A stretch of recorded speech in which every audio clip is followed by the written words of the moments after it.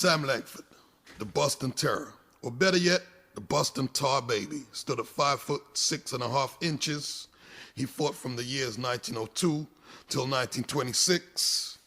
He fought for the world welterweight title by tackling the infamous Barbados demon Joe Walcott. Not Jersey Joe won the heavyweight title. This is the welterweight champion, a formidable fighter himself.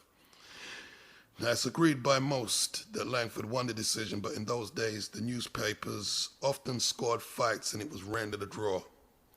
Sam KO'd James Tiger Smith in 1907 for the world middleweight title. Racism prevented Sam and a list of other black heavyweights from competing for the world heavyweight championship. So the colored heavyweight title was birthed, which Sam won by knocking out Harry Wills. The color bar led to Sam, Gene Journay, Sam McVeigh, Wills, Peter Jackson, and Jack Johnson having to fight each other multiple times just to earn a living from their profession. Sam lost the color title to Jack Johnson on points over 15 rounds. He eventually retired in 1926, losing in one round to Brad Simmons, and by this time, he was 43 years of age.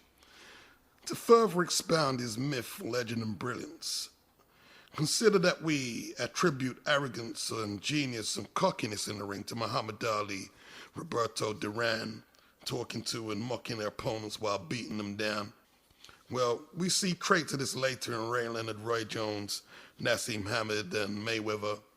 But what I'm going to do for you now is play you this piece of audio by Burt Sugar, just to show you how nice Sam was with his hands and his mouth. He could call a round better than Ali. One time he comes out for a round in England, I don't know if it's second or third, and he touches gloves, and the opponent says, "What are you touching gloves for? This isn't the last round." He said, "For you it is." Then proceeded to KO Flynn in the same round. That's serious shit, man. Sadly, he left the game penniless and blind, stranded in the Harlem streets. He actually fought the last bout against Brad Simmons, legally blind. If he was alive today, he'd make a fortune. He barely would have made cruiserweight. The highest he's recording at weighing at times is over 180 pounds. Some rank Sam as perhaps the greatest heavyweight or just greatest fighter anyway of all time. He had his own patented moves, the slap block.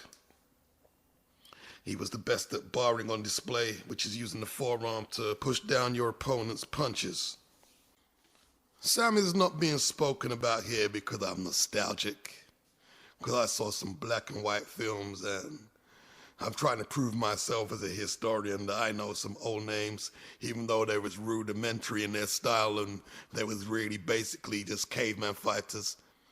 Sam was doing feints, like just as good or better than Mayweather, just as good as James Toney, Roy Jones, Ali, Leonard. Full-blown feint. He'd feint 2-3 times, one move, and be in punching range.